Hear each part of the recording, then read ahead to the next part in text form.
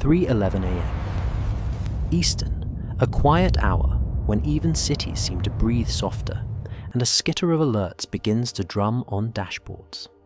In one region of one company's cloud, the usual background hum of requests turns ragged. Error rates rise, connection attempts echo and return unanswered.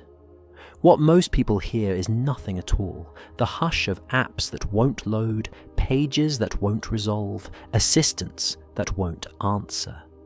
Yet, for those watching the consoles, the silence is loud. I remember following the shape of the morning as if it were sound travelling across a room. First, the thin click of small failures, then a deeper thud as lookups fail. The internet doesn't break in one dramatic crack. It loses notes from its melody until the tune is hard to recognize. The region was US East-1, Northern Virginia, a hub that carries more traffic than most people imagine. And as it staggered, services around the world lost their rhythm and fell quiet for stretches long enough to be felt in kitchens and offices and night shifts. Snapchat stalled, game servers refused logins, doorbells stopped answering.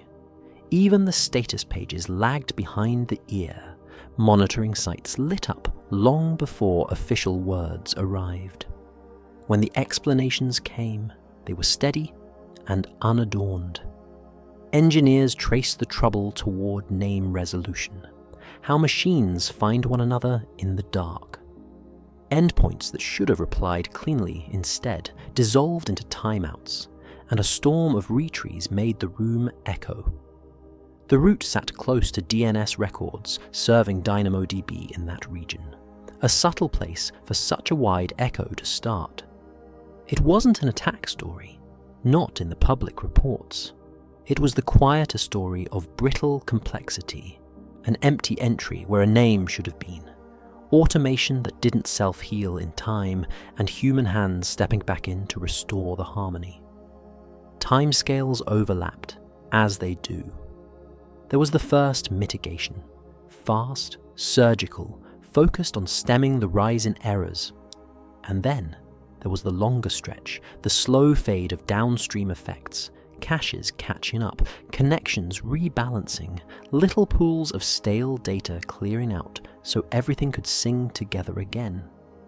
Newsrooms tracked milestones, fully mitigated here, operational again there, because people need landmarks when the soundscape goes weird. At human scale, the takeaway was simple. It was one of those hours when you notice how much of your day rides on packets you never hear. I think of the outage as a study in acoustics. A single room, really a cluster of buildings, fiber paths and power lines, shaped the reverberation for much of the networked world. US East-1 is a resonant chamber. Many services are tuned to it. When it booms, the echo is global.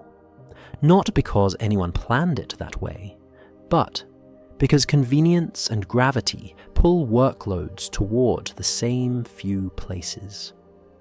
Past incidents told a similar, softer story from other angles, and analysts keep a folder of lessons that all hum the same refrain: distribute, rehearse failure, listen for the faintest change in tone before the big hit arrives.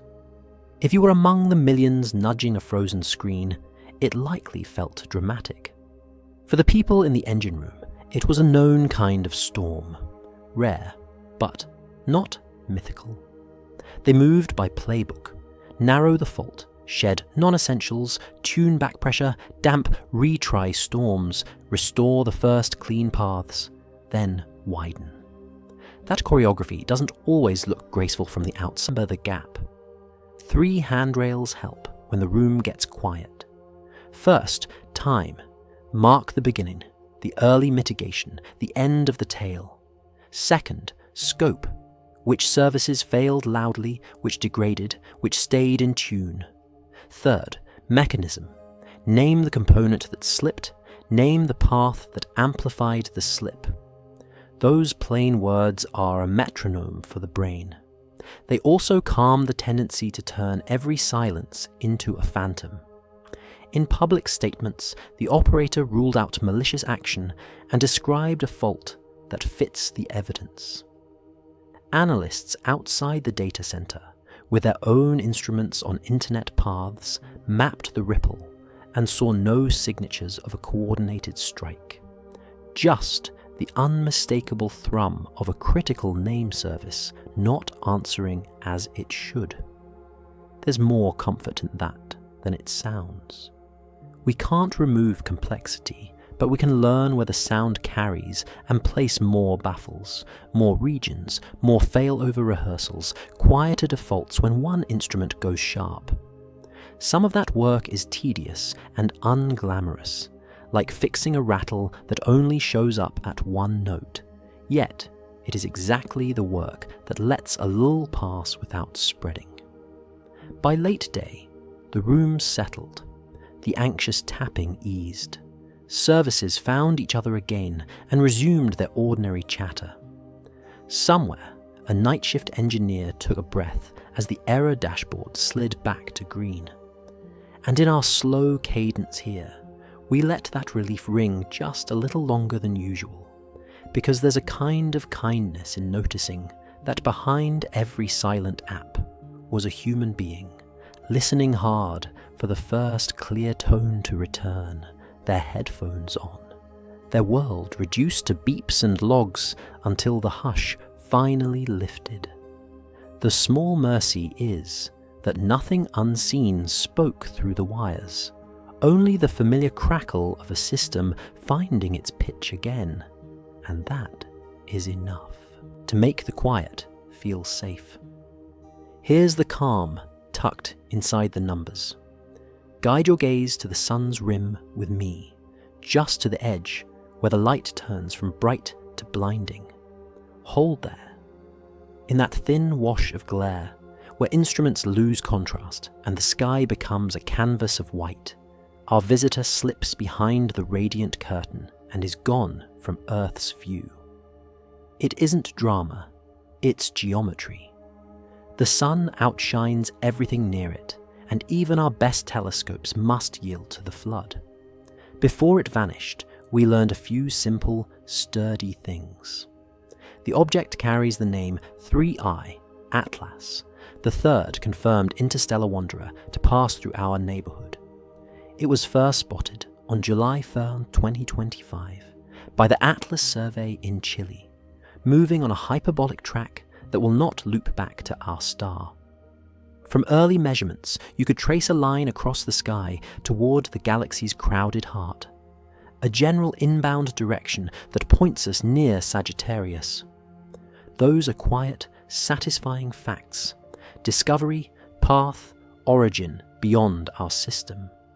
Timing is the other anchor. Solar conjunction arrived at the end of September. The object crossed into the sun's glare and left us effectively blind from the ground.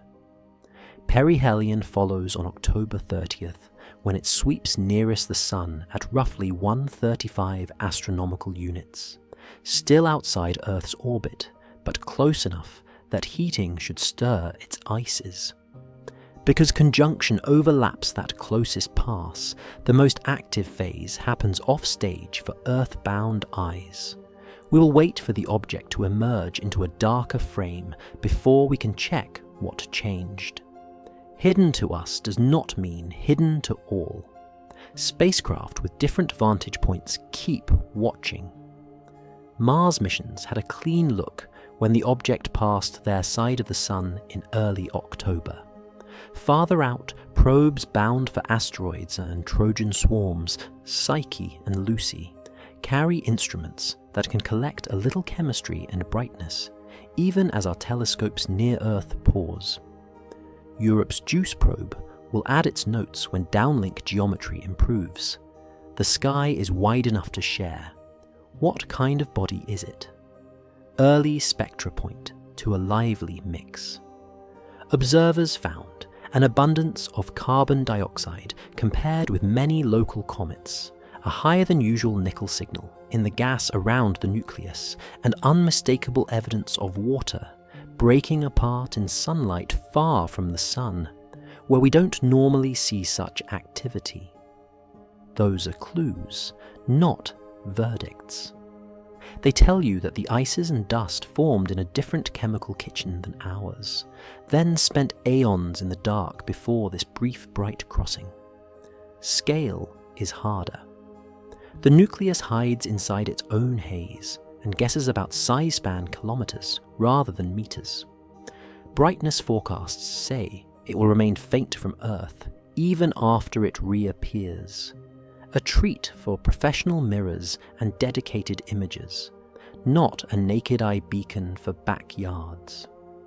If you step outside at dawn and see only the usual soft band of zodiacal light, that absence is normal. This guest was never promised to the unaided eye. Light explains almost everything here. Conjunction is simply a matter of contrast. The sun's disk and inner corona erase the comet's feeble glow. Perihelion raises surface temperatures and drives outgassing, which grows the coma and feeds tails of dust and ions that sunlight and solar wind then shape. Even the chemical hints arrive in light. Ultraviolet for water's broken pieces, infrared for carbon-bearing gases, optical lines for metals teased out of grains. We read the object through colors our eyes can't see, translated by instruments tuned to each slice of the spectrum. There is comfort in the limits. We don't fill the gap with grand motives. We note the window we're missing, list the spacecraft that can bridge it, and set expectations for what the first post-conjunction frames should show if heating has altered the coma or nudged the path. A few degrees of sky, a few weeks of time, and then more light will arrive for us to compare with the before. The method is patient. Describe, predict, check. Somewhere in that brightness, tiny jets likely flicker on sunlit slopes and switch off as the nucleus rotates. Their thrusts adding up to small changes. A careful fit can catch once the object returns to dark sky. And while we can't watch those jets in real time from Earth, we can prepare our templates now. So the new astrometry clicks into place when the glare finally lessens and the stars are usable rulers again. Think of the sun as a lantern held too close to a dim firefly. We're not blind to the firefly forever, only while the lantern's halo fills the field. When the angle improves, the firefly is visible again, and the dark regains its texture.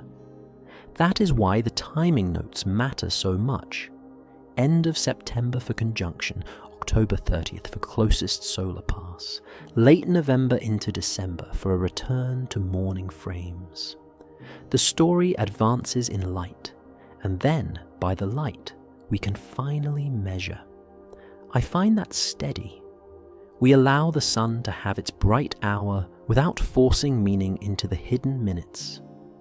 We keep a neat list of what was seen, water farther out than expected, strong carbon dioxide, nickel in the gas, and a neat list of what will test those hints next, from Mars side images to outer system bystanders.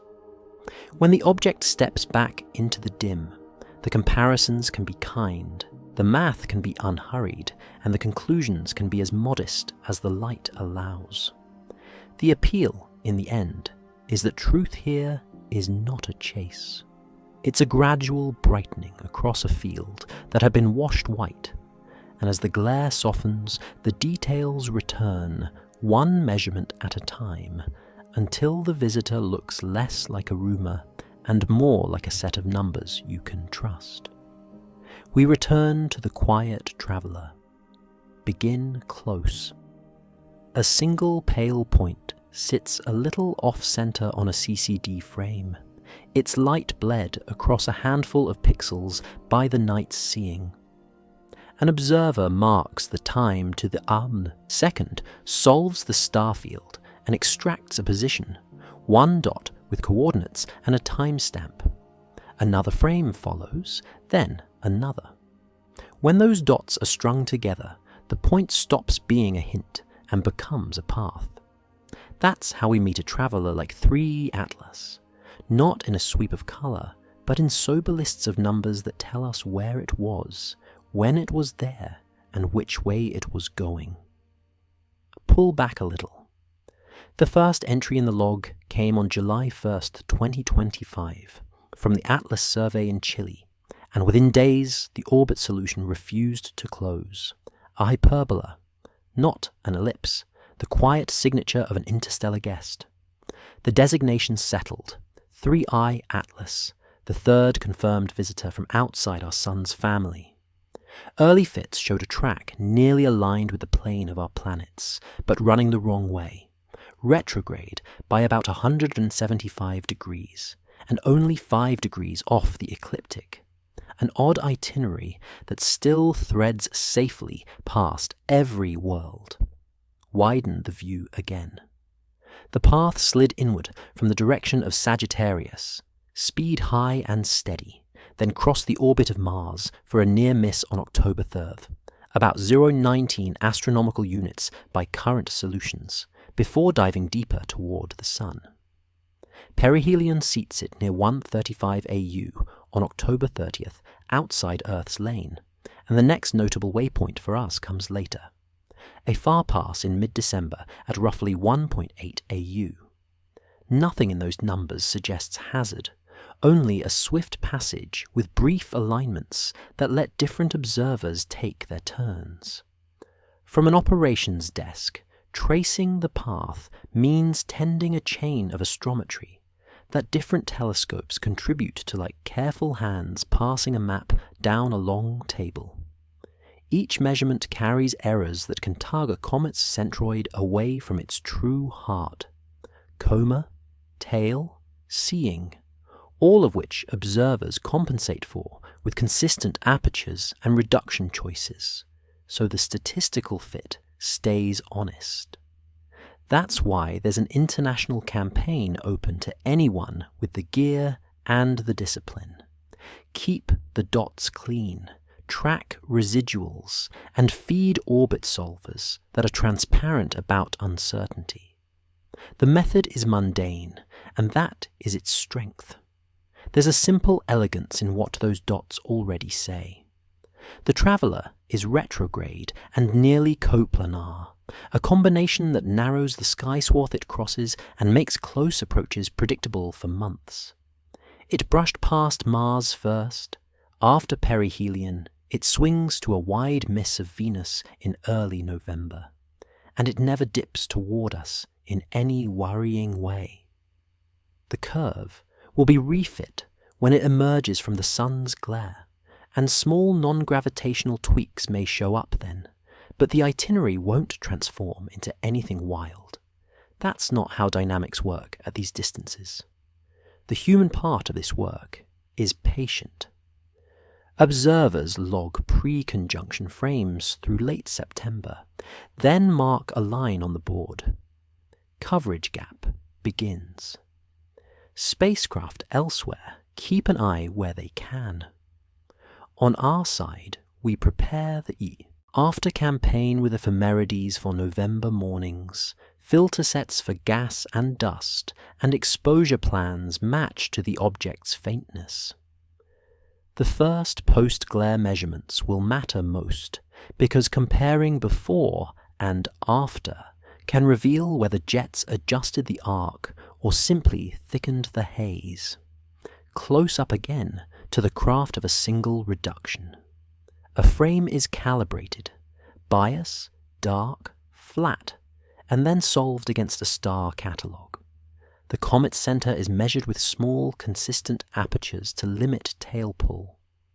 Timestamps are converted to a uniform standard, and a residual check rejects any measurement that wanders. Do this across nights, across sites, and the resulting orbit solution earns its confidence not from any one heroic exposure, but from the steady agreement of many modest ones. Like mile markers on a road you can retrace later if you need to explain a turn. For people who enjoy sky watching, there's a quiet comfort in these waypoints. A pass by Mars on October 3rd, conjunction at the end of September for Earth's line of sight. Perihelion on October 30th, a distant Earth pass in mid-December. Each is a page in the travel log, and together they form a route that doesn't demand belief, only attention. And when you see an orbit diagram that shows the retrograde sweep nearly in the plane of the planets, it can feel like a story choosing to be simple, not dramatic, just a clean crossing through familiar lanes at unfamiliar speed. Farther out, models will also note a March 2026 brush past Jupiter's region at a safe fraction of an AU, useful mainly because the big planet's gravity is a common place where small uncertainties reveal themselves. If the curve after conjunction overlays the forecast within its narrow bands, that's evidence that outgassing thrusts were modest. If we see a slightly altered arrival time at a known waypoint, that's when the more detailed modelling comes out. None of that requires mystery. It requires more dots, carefully taken, carefully shared. And now, because steady stories deserve steady breathing, we set our instruments down for a minute and let the room widen. Cooling fans murmur. A clock in the control software advances with a soft digital tick. The dome slit holds a ribbon of night, while the horizon keeps its slow promise of grey. Air moves through the louvers with a dry whisper, and somewhere outside the concrete, a moth finds the red glow of a warning light and settles. Inside, a chair creaks. A thermos lid clicks home. It is almost time for the next series, and in that short pause, the building seems to exhale with us, content to be a quiet waypoint on another traveller's long route. Let's drift to the next clue. 3 handrails first, so we keep our footing. 1. A single cloud region in Northern Virginia serves more traffic and more first hop services than most people realize. 2. Large, multi-hour outages that have happened before, 2020 with data. Streaming, 2021 with network devices, 2023 with power. 3. A great many apps stitch themselves to that region by habit, cost, and latency, which means a tear they can run far along the cloth before it's mended. When I look at this system, I picture a loom. Threads arrive from everywhere. Data centers, fiber routes, content edges, identity providers, and they cross in a regular grid that feels sturdy until one tensioner slips. The weave holds, then pulls, then puckers. Not because anyone designed fragility on purpose, but because thousands of local optimizations have braided themselves into a few shared bands of stress. The quiet seam is always there. US East-1 didn't become a magnet by accident. It grew where early capacity lived, where backbone routes converged, and where services that other services depend on took up residence. Once enough strands run through one stripe, you add new color to that same stripe because it's cheaper and faster, and suddenly the pattern is set. If you've ever patched a favorite shirt, you know how repairs prefer the places already worn smooth. The cloud behaves the same way. History helps us name the fabric. In late 2020, a fault in a data streaming service knocked texture out of countless apps. In December 2021, network gear in the same region snarled enough to wrinkle the day for a continent. By mid-2023, a power incident in a subset of availability zones left panels of the textiles sagging while crews brought them back into square. Each event left a narrow scar and a lesson scrawled along the selvage. Diversify the weave. The lesson is practical, not grim. Architects now split control planes from data planes across regions, pin DNS away from one geography, and practice eventual consistency in human form. Runbooks where people in more than one time zone can pick up the needle without hunting for the right thread. Application teams stage game days that deliberately cut one binding, an S3 bucket here, a message queue there, to learn how the cloth reacts under real strain rather than imagined strain. Those drills aren't theatre. They are how a pattern earns the word reliable. Centralization is not a villain all by itself. It gives economies of scale, uniform tools, and a level of baseline security many organizations couldn't afford alone. But it also concentrates risk.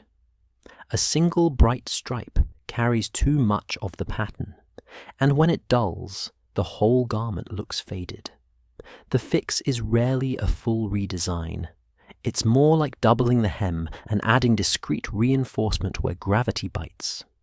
Spread in critical name resolution, failover databases, signing services, and observability pipelines across at least two truly separate regions turns a rip into a snag you can smooth by hand.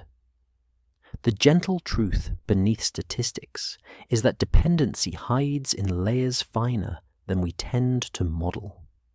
A product team may balance its own servers across continents and still depend on a single region's metadata service or a single region's quota system. A media app may ship its streams from many edges and still lean on one control endpoint to mint tokens at sign-in. You don't see these seams until you tug them, and that is why mundane mapping, the unshowy work of listing every upstream and binding each to a region label, quietly prevents large, sleepy catastrophes. All of this gets easier to hold when we lower the temperature on our language. A cascade is often just automated clients doing what they were told. Retry a little too eagerly, widen back off a little too late. A meltdown is frequently a patchwork of independent timeouts that look like one thing only because the woven pattern is so consistent across vendors. As the map improves, we replace broad terms with names, a particular resolver path, a particular storage tier, because names are what let you stitch around a trouble spot without unthreading the whole cloth. One long look at responsibility also helps. Cloud providers mend the base fabric, power distribution, cooling, network devices, the orchestration substrate. Customers choose where to push their threads through, which regions, which zones, which replication modes, which dependencies sit in your blast radius, whether you meant them to or not. The best post-incident writings sound like craft notes from both sides of the loom. What will be strengthened in the chassis? What will be retensioned in the pattern you and I control, and how to inspect the finished piece with better light next time so any high-stress stitches can be doubled before they pop. Notice how unglamorous most of that sounds. We are not searching for culprits or conjuring shadowy hands. We are checking hems, adding lining, and teaching every team where the seam ripper lives, because quick, humane isolation is what keeps a local fault local. And buried in those chores is a pleasant surprise. Once you have two independent threads for your most critical functions, identity, name resolution, configuration, you often discover that performance improves in routine hours, not just in storms, because you've stopped forcing one stripe to carry every colour. There is room, too, for the kindness of clarity. When an operator publishes a timeline with precise times and narrow mechanisms, they're lending us their pattern so we can compare it to ours and see where the motifs overlap. When an analyst correlates internet-wide telemetry with the incident window, they're showing us where the weave thinned and where it held. And when a product team shares an honest, "We didn't realize we were single-homed on X," they help 100 other teams run a finger along the same edge and feel for the soft spot before it catches. In the second half of the year, many people quietly planned to unhook one small, taken-for-granted service from the Virginia Stripe and anchor it in a second region, even if it meant a weekend of thoughtful toil and a week of watchful metrics, because they learned the ordinary lesson that resilience rarely arrives with a big bang and a banner headline. It arrives with a stack of tiny patches that make the cloth less pretty on the inside and much more durable everywhere that counts. So when we speak about a fragile backbone, we're really speaking about a pattern that needs more reinforcement, extra weft to spread the load, a sturdier warp where the weight hangs, and a habit of returning after each small tear with calm hands and good light, to sew in one more row that will probably go unnoticed until the day it saves a sleeve. None of this reduces wonder. It simply makes room for it on days when the cloth is tugged hard. The same soft rhythm carries us forward. If a small body sheds gas into sunlight, then it nudges itself, gently, the way a sailboat shifts when a breeze catches canvas at just the right angle. If the nudge persists over many turns, the course changes by a traceable amount. And if the change appears near the sun, when the traveller is moving fastest, then the same puff of effort carries it farther than the very same puff would out in the slow water. None of this asks for drama. It's the everyday seamanship of comets. Picture 3i Atlas skimming inward toward perihelion. The heat rises, ices wake, and jets flicker on sunlit faces, each one like a quick gust, pushing a hull a finger-width off the plotted line. Astronomers have watched that kind of motion before. In 2018, the first interstellar visitor, 1Z Oumuamua, showed a tiny extra acceleration that didn't fit gravity alone, a 30 sigma detection that sent the community back to the charts to check the currents and the wind. The likeliest cause was ordinary outgassing, propulsive, but faint enough that diagnostics like a classic tale never turned up in the images we had. Comets in our own fleet behave the same way. The Rosetta mission at 67 Pal, Churyumov, Gerasimenko watched how outflows of gas tugged the nucleus and even torqued its spin, producing non-gravitational accelerations that analysts could recover directly from the spacecraft's tracking data. The effect isn't exotic. It's the signature of heated ices finding space to leave, and the nucleus recoiling by conservation of momentum as though a boat were pushed sideways by a narrow squall. Now set one more marker near the sun. In astrodynamics, this is the Oberth effect. A burn made where your speed is highest delivers more energy to your path than the same burn made where you're crawling. It's why deep space navigators like to pour on thrust at perihelion if they can.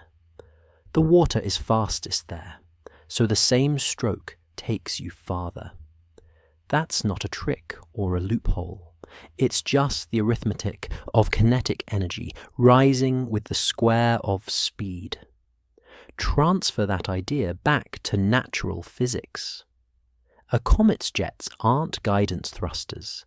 but they are thrust, and perihelion is when those jets are strongest. So the best time to see small, measurable course changes from outgassing is also the time when Earth's view is worst for 3I Atlas, because the sun fills our field. That coincidence can tempt a story about intention. The calmer story is that geometry and heating align to put the briskest winds behind the brightest glare. We should also admit a tendency in ourselves. When a network outage and a sky event arrive in the same week, the mind loves a tidy plotline that ties them together. Psychology has a name for this: illusory correlation, or apophenia, the habit of connecting coincidences because the rare and the vivid stand out. Sailors have versions of this too, tales of foamy lines on the water meaning storm or safe passage. Sometimes the line is a current, and sometimes it's nothing at all. Science protects us here by asking for mechanisms first and narratives later. For 3I Atlas, the mechanism we expect is modest outgassing with a shape set by rotation, sunlight, and surface geography. That can pull the plotted ephemeris by tiny amounts, the way a steady crosswind drifts a vessel off its rum line. We've seen this scale of drift many times, and for Oumuamua, we explored dozens of physical models before landing on the simple idea that gas released from processed ice, hydrogen formed and stored in amorphous water ice during its long, dark voyage, could give the needed push without leaving a bright, obvious plume. Different teams debated that answer. The method stayed the same. Write down what the wind could be, predict what wake it would leave, and check. If someone pressed for a single compass rule to bring on deck for the next observing window, it would be this: focus on the vector of any detected acceleration and how it scales with distance from the sun. Cometary thrust tends to point roughly away from the sun and to fade like a power law with distance. That pattern tests the wind model in a clean way. Should 3I Atlas reappear with a path that requires a large sideways shove in the dark, or one that grows stronger as heating falls, then we'd have reason to rethink the map. Absent that, the plain sailing explanation holds. Out beyond metaphors, the numbers will steady us. Post-conjunction astrometry will tell whether the course stayed within the earlier error ellipses. Photometry and spectra will confirm whether the gas species we measured before perihelion, water fragments, carbon dioxide, trace metals, track the brightness changes we expect as the traveller recedes and cools. And because our instruments are now practiced at separating hull from wake, the centroiding will be careful about coma pull, so any small change in track is real, and not just the foam of measurement. None of this asks us to guess motives in the wind. It asks us to check headings and speeds, and to let the surface tell us what the depths were doing, quietly and without flourish. Sailors also learn not to overcorrect, and that restraint belongs here too. If the first post-glare fits are a touch off, the right response is patient trimming. Another night of positions, another fold of data, because a path hastily redrawn on a pitching deck will rarely outperform the chart that grows from many agreed sightings. And the comfort in that patience is knowing that steady work with simple instruments has guided ships and comets and our judgments through far rougher passages than this one. We return to the quiet traveller. Tick, tick. A coronagraph blinks its shutter, counting seconds it will later stitch into a movie of stray light. Baffles hold back the sun as best they can. The instrument is patient. It knows there are days when the field turns milky, when anything close to the glare smears, and the world of small moving things dissolves. This is its blind window, not because we closed our eyes, but because brightness flooded the frame. In such hours, we let the device do what it does best, guard the edge of sight and wait. From Earth's line, the sun's disk and inner halo are a soft wall of radiance. Pull a comet too near that wall, and contrast collapses, the way fog mutes shapes into silhouettes a few steps away. That is solar conjunction for us, an interval where geometry pours brightness into our optics, and the dim thing we're following fades into the pale. We mark the start and the expected end. We write down where we last saw our traveller and how fast it moved, and then we allow the mist to have its time. The method for working through such a gap is older than any one instrument. We make two ledgers. One ledger lists positions and spectra recorded before the wash of light, astrometry to the arc second, gas lines for water and carbon dioxide, small hints of metals teased out of the coma. The other ledger waits for what comes after. The first clean coordinates when the object steps back into darker sky, the brightness at a given phase angle, the return of narrow bands that tell us which ices are still active. Between the ledgers sits prediction, not as a flourish, but as a gentle line drawn from what we already know to what we expect to see. There is comfort in that gentle line. It is calculated, not guessed. Gravitational pulls from the planets are accounted for. Small sunward accelerations from outgassing are folded into the forecast, parameterized and modest. We do not ask the model to do anything heroic. We ask it to carry the traveller through a handful of weeks and to hand it back to us near where we planned to meet it. If the first post-glare frames land close to that plan, the mist behaved. If not, we learn exactly how the hidden minutes moved things, and by how much. Other vantage points make the mist thinner. A spacecraft at a different angle may see around the glare. A coronagraph that blocks the sun directly may catch faint structure in the swollen light. These views do not always give everything we want.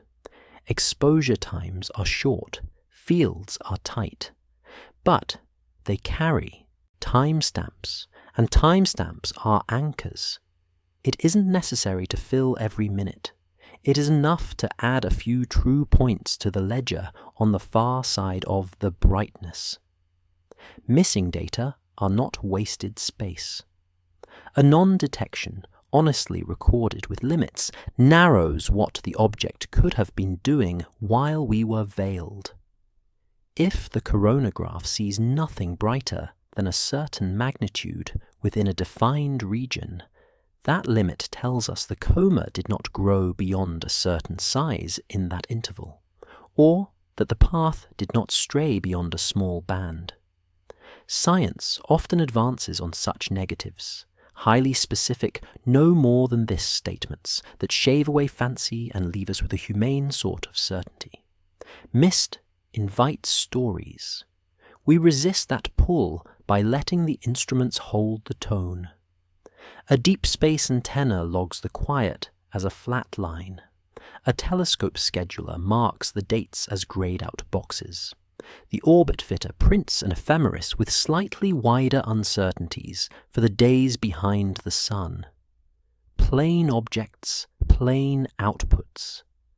Where the mind wants to embroider motives into the whiteness, the devices answer with measured restraint, and that restraint is its own reassurance. There is a second reason to trust this way of working. We have practiced it beyond comets. When Mars slides behind the sun from Earth's perspective, Mission teams pause commanding for a couple of weeks so static from the corona doesn't turn a clean bit into a garble. The rovers do carefully planned chores on their own, then speak again when the haze thins. Plan, pause, resume. Telescopes do something similar at the sky's edge near the sun. They stand down gracefully and come back when the horizon clears. Rehearsal turns an anxious interval into a routine one. What, then, should we expect on reappearance? A quiet comparison. If heating near closest approach drove modest jets, we'll see a trace in the track. A gentle sunward bias that fades with distance. A small change in timing at a known waypoint. If activity spiked, the first spectra may show stronger lines for a while before they settle. If nothing much happened at all, the ledgers will match in a way that feels almost dull. And dull is often the nicest word a long dataset can earn. For a moment, let's step away from the numbers and rest with the instruments themselves. The device that counted seconds keeps counting. The sensor's cooling system hums at a fixed note. Control room lights spill a quiet rectangle across the floor. Outside, the bright half of the sky is a white veil. Far from it, thin stars hold steady. Air moves gently through louvers. Thin cabling lies still on trays. A checklist waits with the next window highlighted. You could sit in that room and listen to the clock alone and feel something kind settle around you, as if the work were breathing for a while on its own. When the traveller returns to darker sky, we will not pounce. We will take 4 or 5 careful positions over a few nights, weighted by known errors. We will compare brightness with matched apertures so the coma doesn't tug our centroid away from the nucleus. We will ask for spectra in the lines we saw earlier to confirm which species persist now that heating has passed its peak. And then we will rewrite the ephemeris with smaller uncertainties and put a small note beside the blind window that says, as humbly as we can make it say, "This is how the mist moved the world we measured." Some listeners worry that anything can happen behind a bright veil. It is gentler to say, anything allowed by the physics can happen, and those possibilities are already in our pencil sketch. The acceptance that there will be intervals of low contrast is not defeat. It is how sight works near a star. If we honor that constraint with simple practice, good predictions, reliable limits, and a promise to check, we come out the other side with knowledge that is calmer than rumor and truer than our first misty guesses. Here's the calm tucked inside the numbers. Follow a single color with me, a thin, cool green that hangs in the evening like a thread of glow, faint to the unaided eye, easier in binoculars. That green belongs to comets when sunlight teases certain molecules in their comas into shining, and October carried 2 of them across twilight. Lemon in the northwest, swan low in the southwest, each a small lantern for patient eyes. They were real, routine, and kind. Lemon, catalogued as C2025A6, was the easier catch for many, drifting at roughly magnitude 4 to 5 near its closest approach to Earth on October 23rd. A careful chart placed it below familiar guide stars after sunset, a smudge that sharpened with averted vision and steadied hands. Even small optics showed a concentrated core and a hint of soft tail, the sort of sight that rewards anyone willing to keep still for a few minutes while their eyes, dark, adapt. Swan, C2025R2, favored lower horizons and southern views, sliding through the evening in late October. Reports tagged it as bluish-green, A touch dimmer than lemon, but cooperative for binoculars when the air was clear and the sky free of bright moonlight.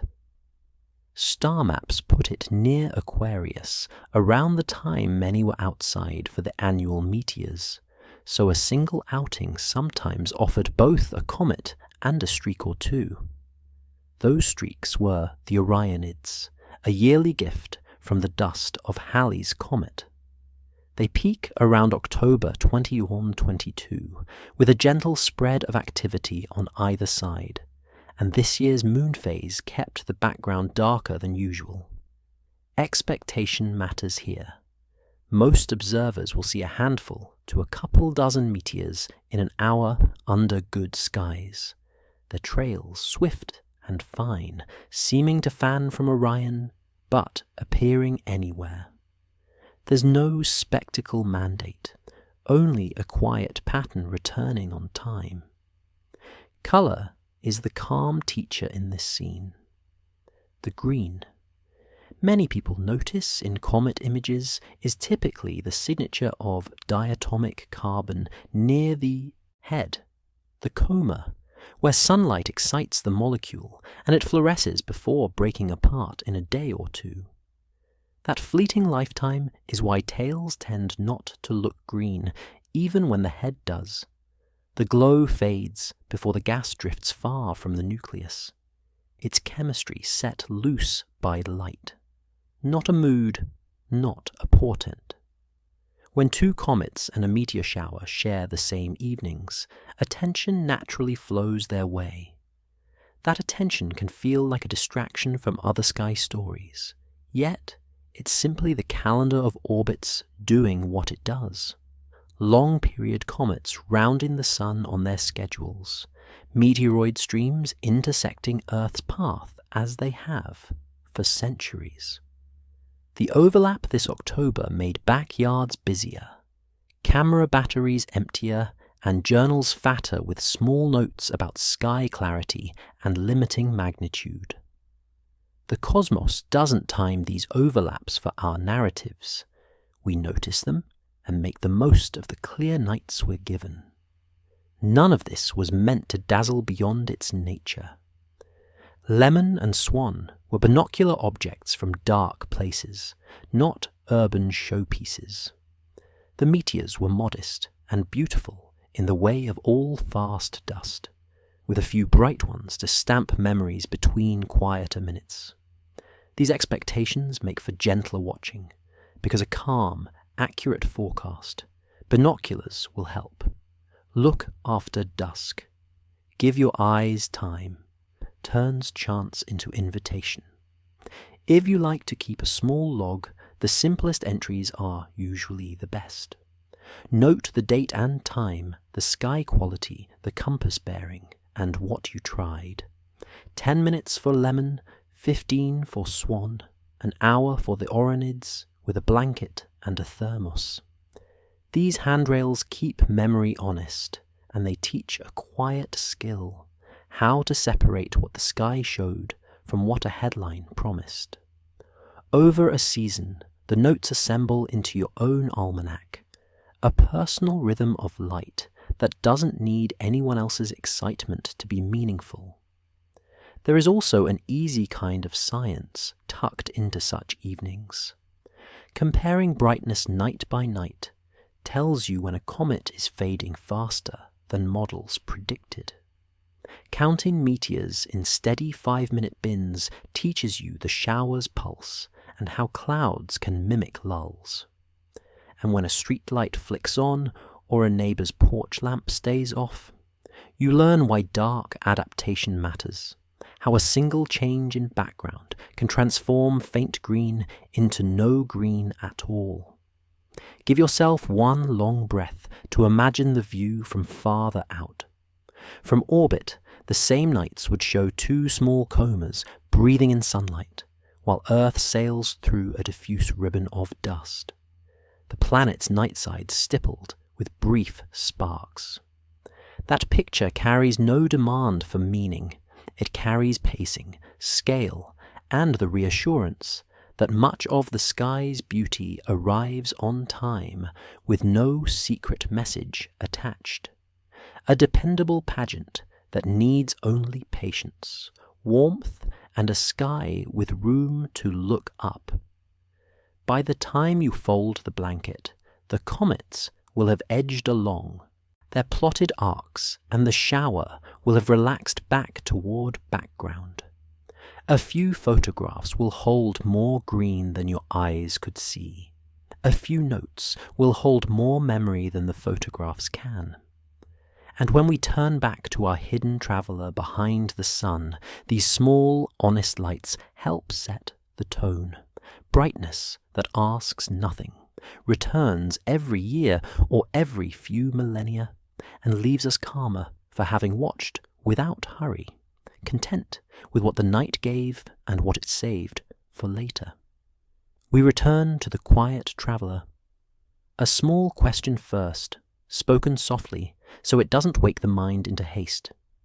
Why do some directions in the sky feel busier than others? A gentle answer follows. Because gravity isn't flat. It shapes the Milky Way into basins and ledges, channels and shelves, and old star systems leave their footprints along these channels as they drift, tear, and pour into the halo. What we call corridors are really the calm results of mass distributed in complex ways, and our surveys, newly precise, are finally tracing those lanes with enough points to see the roots. Walk with me through the idea. A dwarf galaxy falls inward, and the Milky Way tidally stretches it, drawing out a stream of stars that wraps around like a long, thin ribbon of travelers. The Sagittarius dwarf has done this for us on a grand scale. Its streams arc across the sky in multiple coils, a living map of how our galaxy tugs and turns in falling companions. Closer to home, the faint, delicate GD1 stream marks the remains of a globular cluster pulled apart, its stars still moving together along a narrow path that lets astronomers probe the shape of our galaxy's pull. Gaia's vast catalogue, billions of stars with positions and motions, has multiplied these finds, and with them the sense that the halo is laced with lanes rather than blank. If we call these lanes corridors, we don't mean highways with signs. We mean places where motion is coherent, stars and clusters that share orbits and histories, their scars aligned by a shared fall. Tools with names like Streamfinder and newer machine learning detectors comb Gaia's data for such coherence, and the count has climbed into 3 digits. Each detection is a breadcrumb from a past encounter. Together, they're the outline of structure we could only guess at before Gaia's precision arrived. Zoom out from our single galaxy to the larger stage, and the story of channels continues at a different scale. Cosmology tells us that matter gathers along filaments in a web, the cosmic web, where dark matter provides most of the scaffolding and ordinary matter rides along. In 2025, teams published striking, high-definition views of gas and galaxies tracing those filaments, bolstering the picture that large-scale structure prefers strands and junctions over uniform spreads. It's an elegant rhyme, streams inside halos, filaments between halos, all the way up. The word corridor fits the mood if we keep it humble, paths that appear because mass is not evenly placed. With that frame, we can place our interstellar visitors without forcing them into a pattern they may not yet deserve. Only 3 confirmed travelers have crossed our yard so far. The first, One-Eye Oumuamua, came from near Lyra, roughly along the solar apex where the sun moves relative to nearby stars. The second, Two-Eye Borisov, approached from Cassiopeia near the Perseus border and behaved like a classic comet. The third, 3-eye Atlas arrived on a trajectory, pointing generally toward Sagittarius, the same broad quadrant where the Milky Way's center sits, though toward here is a huge wedge of sky rather than an arrow to any single landmark. 3 points don't draw a corridor on their own. They're just 3 places on the dome where a messenger happened to appear. Still, there's a fair curiosity that keeps astronomers attentive. If the galaxy's gravity organizes motion on many scales, could there be preferred approach directions for small interstellar bodies ejected by distant star systems? Places on our sky where incoming traffic is slightly more likely? It's a practical question, not a mystical one. If the answer were yes, survey designers could bias watch time a little toward those longitudes and latitudes, the way ocean watchers favor known currents when they place buoys. Gaia's stream maps, the great arcs of Sagittarius, and the long cold curve of GD1 tell us that our own halo has memory. Whether that memory guides visitors tossed out from other cradles is what the next decade of detections will decide. Evidence today is mostly architectural. The Sagittarius streams have been charted in 3 dimensions, with standard candles like RR Lyrae, showing RAPs tens of kiloparsecs long. GD1 stretches more than 60 degrees across the sky, whisper thin. Catalogues built from Gaia DR3 list more than 100 such structures, many with measured motions that let us run the film backward and infer the fall that made them. Each of those reconstructions constrains the Milky Way's gravitational potential, which, in turn, predicts where orbits like theirs should thread space. From such predictions, corridors become testable, in the only way that matters. Do we find more traffic along those lines than elsewhere, once our surveys are sensitive enough to count? Caution belongs here, and it wears 2 names. Selection bias. We tend to find what our instruments are suited to see, so early tallies often reflect method more than nature. Small number statistics. 3 interstellar arrivals cannot confirm or deny any directional preference, and the brain's fondness for patterns can outrun what the data justify.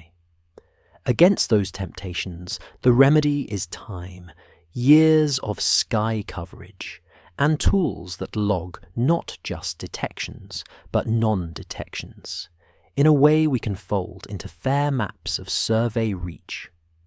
In that discipline, astronomy grows kinder to its own uncertainties, harder to fool with lucky alignments. The galaxy's center looms large in any mental map, and it's easy to imagine it as a source of outbound debris, simply because the region is dense and dynamic.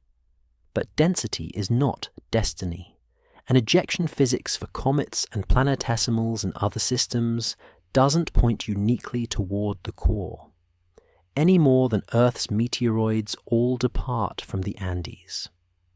What gravity does promise is a landscape, bowls and ridges in the potential, where long arcs are natural and long crossings frequent.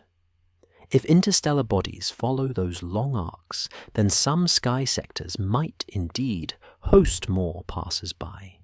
In the same way, long river valleys see more travelers than high plateaus. As we wait for the count to grow, the practical takeaway is pleasant. Survey programs can plan corridor-aware watch lists by borrowing from Gaia's stream atlases and from models of our gravitational field. But the bias should be light, because true corridors will declare themselves only after hundreds of interstellar objects give us a clean directional histogram to read. And when that day comes, the map we've been sketching, streams inside, filaments between, flows where mass gathers, will feel less like an idea and more like a chart you can navigate by on quiet nights without raising your voice, trusting that the sky's traffic keeps its own steady schedule. In the meantime, 3i Atlas is one traveller on one leg of a very long route, and its bearing through Sagittarius may mean nothing more than from somewhere in that grand quadrant. A perfectly good answer in a galaxy whose lanes we're only beginning to see. And if later visitors cluster along a few bearings, we'll call that out with numbers and not with haste, letting the routes reveal themselves the way all good journeys do. Gradually, with milestones you can point to, and with enough patience that the pattern, if there is one, emerges without being pushed. The same soft rhythm carries us forward. Listen with me for a moment, the soft fan of a workstation, the tiny relay clicks from a telescope mount at idle, the even heartbeat of a server room 2 buildings away. Science often begins like this, with quiet machines holding a note while we teach them how to listen back. Echoes are the motif tonight, light that circles and returns from crowded space near a black hole and signals in archives that whisper you missed me the first time, please try again. Around the Milky Way's center, X-rays have shown this for years. A flare near Sagittarius A lights nearby clouds. Some photons bounce and take the long way round. We see the bright moment, then we see its faint return, delayed by hours or weeks, and the spacing between those arrivals carries shape. Distances, angles, the gentle curvature of gravity in a busy neighborhood. Astronomers call it reverberation mapping, which is a careful way to say we measure by echo, using time as a ruler you can hold in one hand, and lay along the past. Elsewhere on the sky, other groups map echoes at galactic scales, quasars pulsing, narrow lines answering a beat later, whole regions ringing like a struck bowl. Different instruments, same idea. You can't always watch the motion directly, but the delay tells the story if you keep the clocks honest. It's humble work, and it rewards patience because the signal is small and the noise is unruly. Yet the payoff is a structure you can sketch with a few careful points and the discipline to wait for the return. Gravitational wave archives offer a parallel in another key. Detectors listen to spacetime's bass, and the first pass through the data finds the loudest chords, collisions so clear they leave no doubt. Later, improved methods revisit the same recordings and surface quieter notes. Machine learning searches, trained to tell signal from hiss, pull up candidates missed by traditional templates and flag them for stricter checks. A framework called a frame ran end to end over a past observing run and recovered dozens of established events, along with a few that other pipelines had tentatively listed. It was proof that new ears can hear old songs better than we did at first pass. The openness of these archives matters. LIGO, Virgo, and Kagra publish large chunks of their data with careful documentation about quality, gaps, and known artifacts. That lets independent teams try different listening strategies, neural networks for odd shapes, hierarchical classifiers for noisy stretches, denoisers that strip a detector's cough from a true chirp. Not every candidate survives contact with stricter analysis, and that's a feature, not a flaw. The point is that the second listen is often better than the first, because time and new tools turn a hum into a line you can trace. Back on Earth's networks, echoes show up in a more ordinary way. When a big cloud region falters, measurements that should stream into central stores instead pool at the edges. Sensor logs cache locally, monitors buffer, queues grow. After recovery, all those buffers release, and the dashboards show a delayed surge of detail about the very minutes when tracking was worst. It's the operational version of a light echo, not poetic at all. Evidence arrives late, but still on time for understanding, if you give it a fair read and resist the urge to draw sharp conclusions while the backlog is still in flight. The October 20th outage followed that familiar rhythm. Errors first, mitigation next, long tails after, then the data about the dark hour finally catching up to tell a plainer tale. These domains rhyme: black hole light, gravitational waves, infrastructure logs, because in each, the core problem is the same. We're never watching perfectly when interesting things happen. So we take what the universe and our systems will give us. We listen for the second arrival. We teach algorithms to notice the faint call set against a room full of hum. We track time precisely so that what returns late can still be stitched to what came early. And we write our uncertainty into the notes so that the third listen with better tools again has a clean place to begin. If that sounds like an apology for missing the main act, it isn't. It's recognition that information has choreography we don't control. A photon that skims a dense cloud near the galactic center will wander before it meets our mirror. A compression error in a field recorder will hide a meteor's first bright frame until a recovery tool brings it back. A network that stutters at 3:11 a.m. will keep its most useful clues trapped on the far side of a partition for a few hours. The remedy is not bravado. The remedy is patient bookkeeping and a willingness to believe that echoes are not scraps but primary data, simply delayed. Let the room get very quiet for a minute. Fans hold a steady hiss. A UPS clicks once and returns to its low murmur. The telescope control system hums at a pitch you stop noticing after the first hour. Yet, in this minute, you can pick it out again. A file copy progresses with soft head-seek sounds under the noise floor. Somewhere down the hall, a coffee machine finishes a cycle with a single bright note. Then, nothing. The clocks keep their beat. The building breathes. You can almost hear the algorithms themselves, an illusion, of course. But the feeling is real enough. Many small listeners waiting for the moment the signal returns, ready to fold it in as if it had never been late at all. Soon, the listening turns back toward our hidden traveler.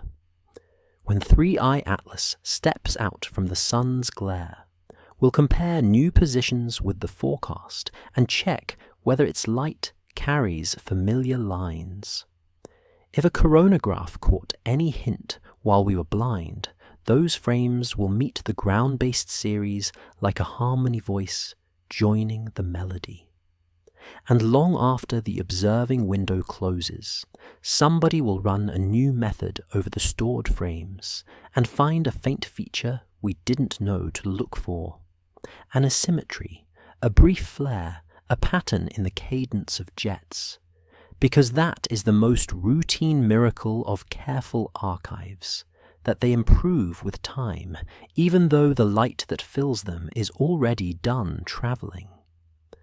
By the time the last data set is public and the last post-mortem is written, we'll know more than we knew during the bright hour and the quiet outage, because echoes fill in the bar lines of the score, in ways that straight-through listening never can.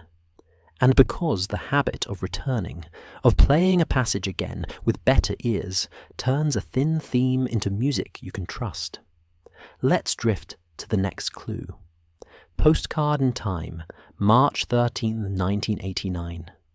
A cold dawn on the Canadian Shield, and 6 million people blink into a sudden quiet as the Hydro-Quebec grid trips and falls dark. 90 seconds from hum to hush, 9 hours before the wide machine stands again. On the other side of that postcard sits the sun, newly flared, its magnetic breath tangled and hurled toward Earth the day before. We learned a lot from that morning, and we keep those lessons near when the star grows lively again. Space weather is ordinary weather's older cousin, nothing mystical, just plasma and fields, and we ride through it the way a sturdy vessel rides a long swell. Coronal mass ejections, the big waves, are billows of magnetized solar plasma that can cross the Sun-Earth distance in as little as 15 to 18 hours when they are fast, or take several days when they are slow and frayed. When one of the fast ones couples cleanly into our planet's magnetic field, currents wind through the high atmosphere and, by induction, through anything long and conducting on the ground. Power lines feel it, pipelines feel it, rails feel it. We keep score with simple scales. NOAA's G-scale for geomagnetic storms runs from G1 to G5, mapping a global index called KP to likely effects people can recognize. Aurora lines drifting to low latitudes, intermittent HF radio troubles, navigation offsets, transformer heating, voltage control problems on long grids.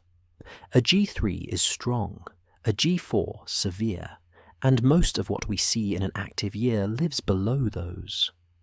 The scale is not a prophecy.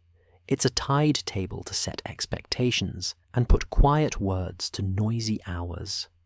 Cycle 25, the 11-year rhythm we're living through now, reached its high phase earlier and stronger than first predicted. Forecasts held a spread, maximum somewhere between late 2024 and early 2026, and recent months have delivered the kind of busy sky that fits that window. More sunspots, more flares, more opportunities for CMEs to form in complex active regions. We are not in anything unprecedented. We are in a normal active chapter, which is plenty lively for operators on the ground and in orbit. Satellites ride the swells before we do. When higher energy particles pour in, or the upper atmosphere puffs from heating, operators may flip spacecraft into safe modes, closing covers, easing voltages, changing attitudes to reduce drag. During the May 2024 storm, Starlink reported degraded service while holding the constellation together under unusual pressure. And in February 2022, a much smaller storm, timed unfortunately with a low-altitude deployment, caused a batch of new satellites to re-enter early as drag grew. These are measured responses, not panic. The sea grew choppy, so the crew shortened sail. Grids do their version of reefing. Operators watch magnetometers and ground-induced current (GIC) estimates, shift loading, and keep transformer temperatures in benign ranges. Quebec 1989 remains the sober touchstone, a rapid storm onset that exposed how geology, line lengths, and operating state can combine to invite a cascade. The remedies that followed, series compensation, revised protection settings, better situational awareness, make modern networks sturdier, and drills keep the muscle memory fresh. Timing matters. A fast CME launched from the right part of the Sun can connect to Earth's field with a south-pointing magnetic structure that couples powerfully. One with a different orientation can glance off with only a glow of aurora as evidence. Forecasters at NOAA's Space Weather Prediction Center watch coronagraph movies, pass spectra, and post 3-day KP outlooks with plain advisories and numeric confidence, the way a harbour master posts a wind forecast with gusts and tide heights. It isn't certainty, it's guidance. And guidance is enough to set posture across fleets and grids. For people who live inside data centers and network rooms, it helps to translate this sea talk into cables and code. Severe storms can push voltage swings and reactive power issues that show up as grid disturbances long before they trouble a well-shielded server hall. The rough truth is that a space weather hit strong enough to directly cripple a modern inland cloud site would be very obvious across the region's power systems and radio networks at the same time. The quieter outages we see from time to time, tied to software and local infrastructure, have a different signature entirely, and it is a relief to keep those stories separate in our heads and in our logs. We can still practice layered resilience for both. Out under the quiet halo of a high-latitude sky, the human signs are gentle, curtains of green and red that sway slower than the eye expects. HF radio paths going doughy, GNSS precision wobbling, and, once in a long while, a transformer that needs a rest. And in orbit, there's the dance of safe holds and warm restarts, the careful counting of single event upsets in memory, and the deliberate return to full service once the sea flattens. And all of this, taken together, is why space weather readiness looks less like action movie heroics and more like a thick binder of checklists and a culture of calm pacing that knows when to furl sails and when to let them breathe again. The most useful thing we can carry forward is scale. A G3 evening that paints aurora to mid-latitudes can be a delight, with minor inconveniences. A G4 weekend asks more of operators and travellers, but is still a well-rehearsed drill. The rare G5s, the Halloween storms of 2003, the Quebec-class hits, are when you check on friends and admire how much quiet competence it takes to keep complex systems gentle. Because the same physics that shakes the curtains in the sky also tugs at the long lines under our towns.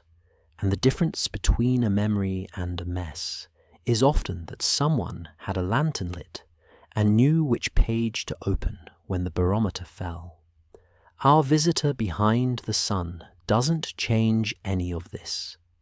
It travels through the same heliosphere that sweeps over us, but storms that matter to grids and spacecraft are born from the sun's own tangled fields, not from small bodies passing in silence. We'll keep watching both, the indices that speak for the sea we sail and the faint point of light that will reappear after conjunction, trusting that steady practice and simple words are the best navigation we have. The same soft rhythm carries us forward. Dear listener, let me set a calm promise between us. We won't leap. We'll walk. And on this quiet walk, I'll mark the mileposts that would move us from curiosity to evidence, plain testable signs that tell whether our traveller is only a restless shard of ice and dust or something stranger. No riddles, just waypoints on a road. The first milepost is motion.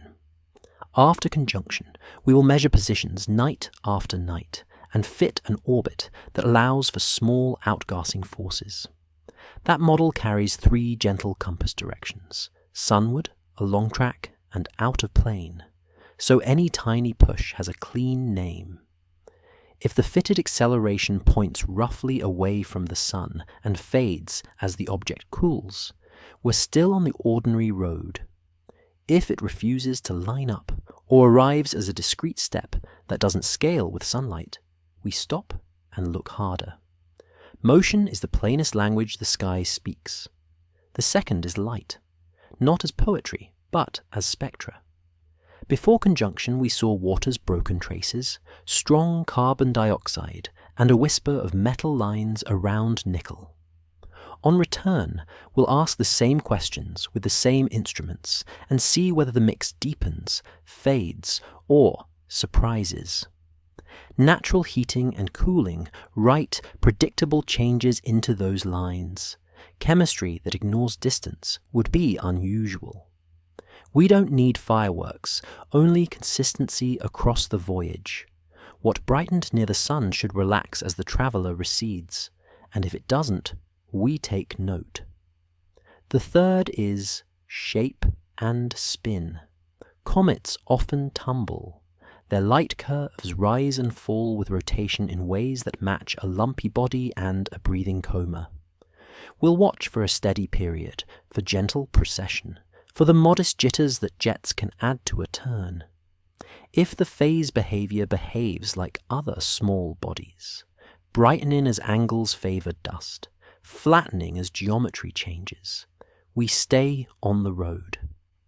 If we find glints that repeat like clockwork independent of rotation, or a light curve that hard steps instead of flowing, that's a flag to plant carefully and verify. A fourth milepost is fragments. Natural heat and torque sometimes crack a nucleus. When that happens, the pieces separate along directions gravity and outgassing predict, and their brightness and spacing evolve in ordinary ways that models can follow. A tidy fanning of parts that share a common origin is not mysterious.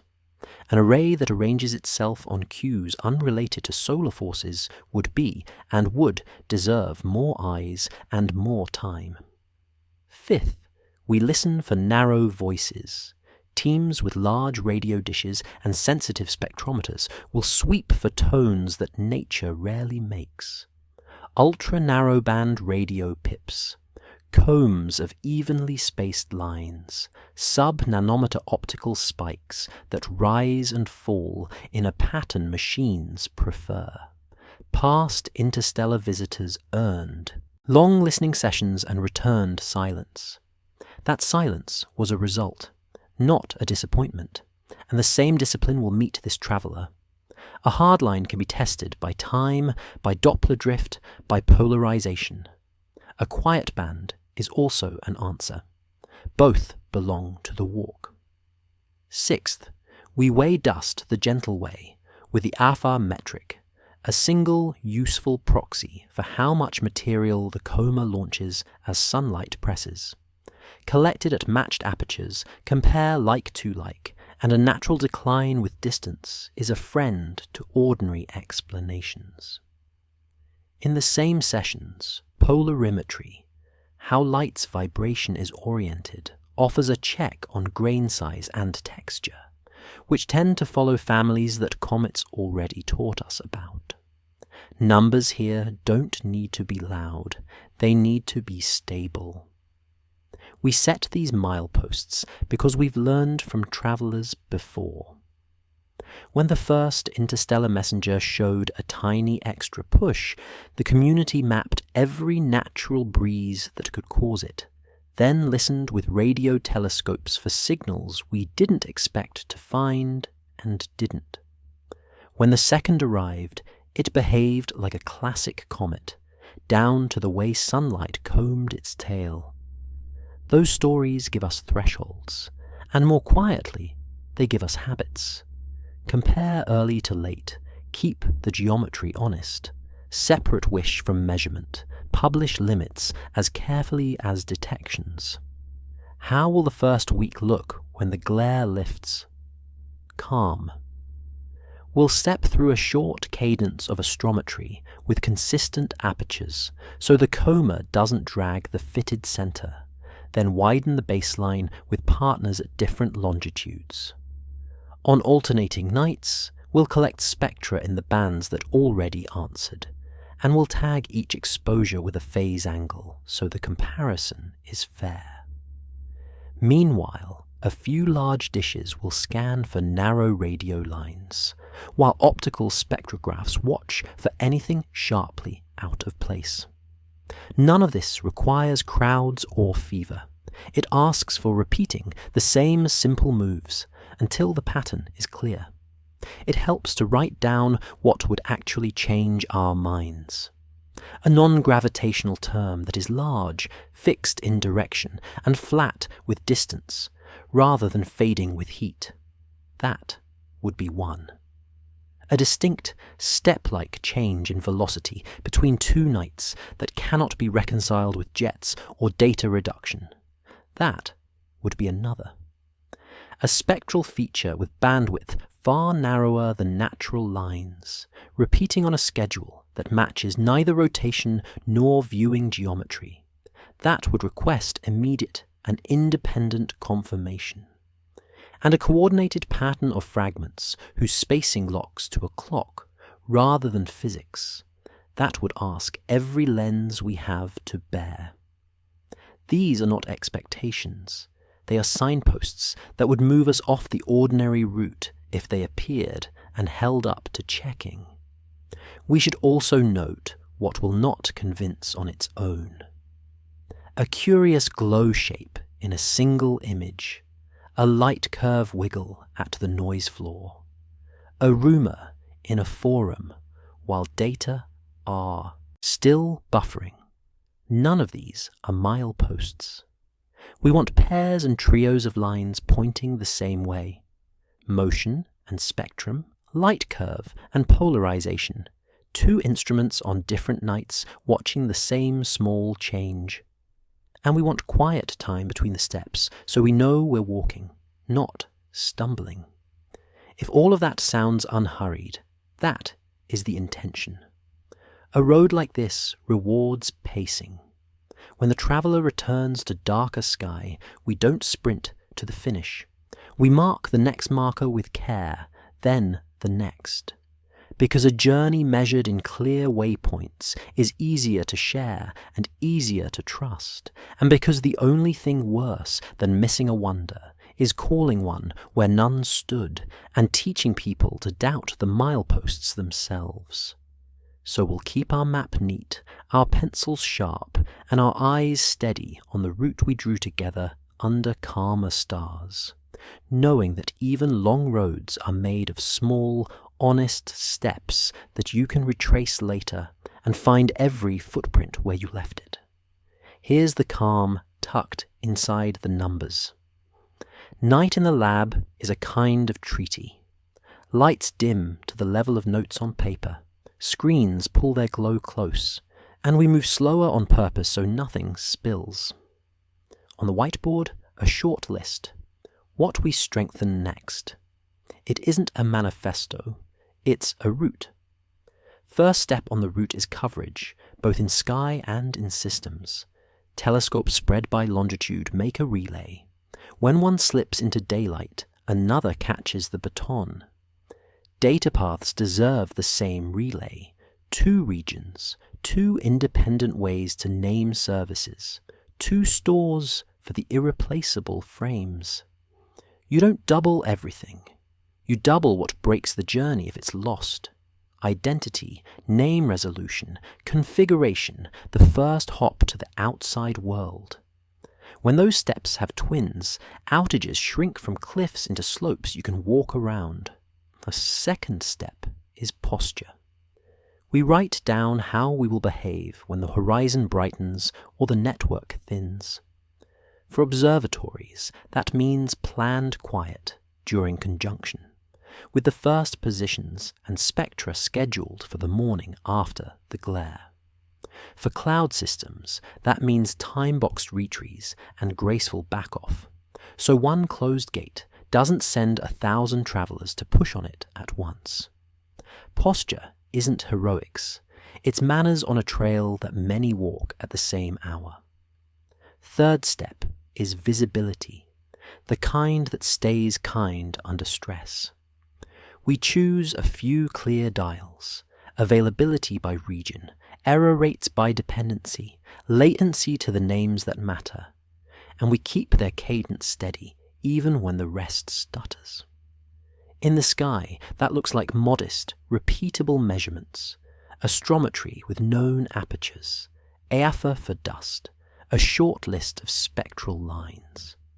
In networks, it's health checks that remain readable when busy hours arrive, and logs that buffer locally until they can rejoin the map. The point of visibility is not control, it's orientation when the route bends.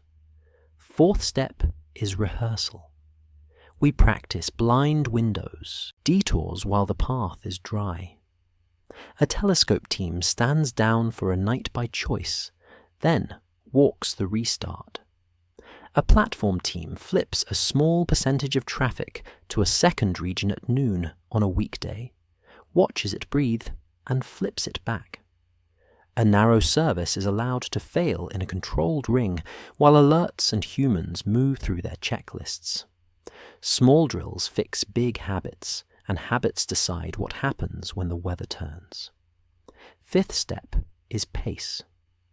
We set thresholds that slow our feet before the cliff. Error budgets for how much trouble we will accept before we pause changes. Rate caps that prevent a rush. Clear go-no-go lines for a night's plan. Pacing keeps us on the journey without hurry. When a tool wants to sprint, we give it a path to walk. Sixth step is simple language. Teams name what they depend on and where it lives. This resolver, that token service, these two regions, this one shelf of storage that cannot be single-homed. Observing groups do the same. This instrument, that bandpass, these exposures, this cadence.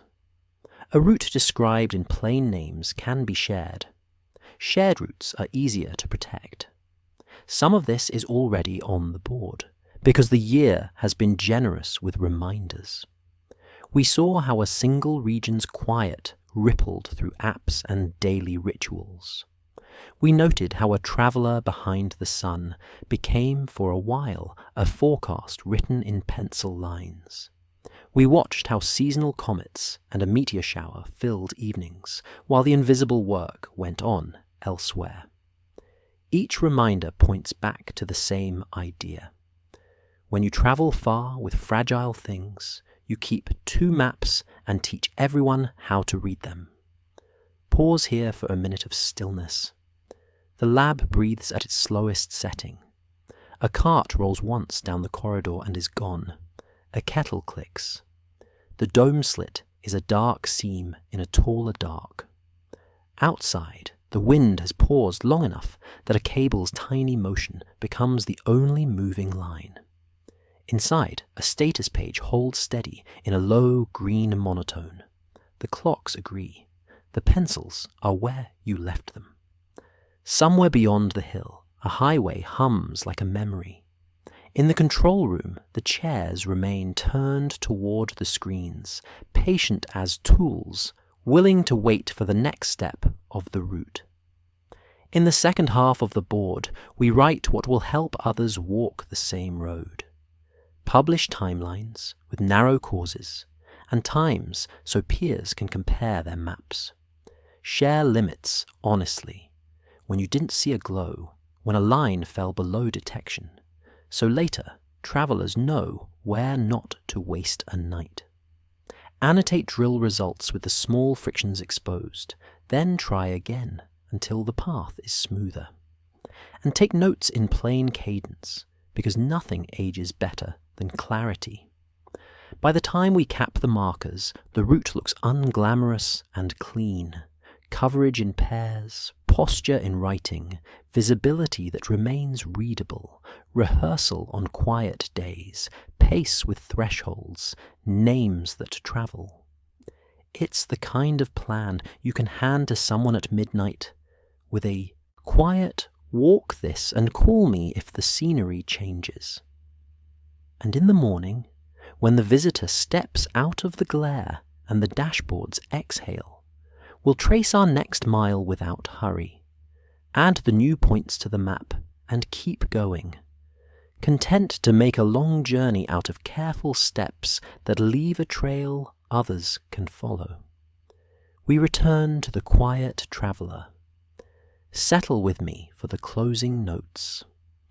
We walked through a morning when a major cloud region in Northern Virginia faltered, with error rates rising around 3:11 a.m. Eastern and recovery unfolding in measured steps as name resolution for a database service returned to form. We noted that history holds similar incidents: 2020's data streaming trouble, 2021's network devices, 2023's power, each one mapped and mended with clearer timelines and steadier dials. We met a traveller first seen on July 1st, 2025 by the Atlas survey in Chile, 3I Atlas, on a hyperbolic path from beyond our sun's family. Geometry placed it behind the sun for us in late September. Perihelion arrived near October 30th at about 135 astronomical units. Before the glare, instruments reported water's broken traces, strong carbon dioxide, and a hint of nickel lines. A Mars side look came earlier in October. After the glare, ground telescopes will resume the ledger: positions, light, spectra, so comparisons can be plain. We kept the calendar near. 2 comets, Lemon and Swan, glowed in October evenings for patient eyes. The Orionids peaked around the 21st, a routine return of Halley's dust. Space weather watched the sun's active season with the Noé scales that range from G1 to G5. We remembered March 13th, 1989, when Quebec's grid fell dark in 90 seconds and stood again after 9 hours, a sober measure of what strong storms can do and what practice can prevent. We listened to echoes, X-ray reverberations near the galactic center, machine learning that finds old signals in new ways, buffered logs that arrive after an outage and still tell the truth. We ended with small, durable steps: coverage in pairs, posture in writing, visibility that stays readable, rehearsal on quiet days, pacing by thresholds, names that travel. Thank you for keeping watch with me. May your room be dim, your clocks steady, and your sleep easy. The traveller will return to darker sky soon enough. Until then, let the quiet carry you.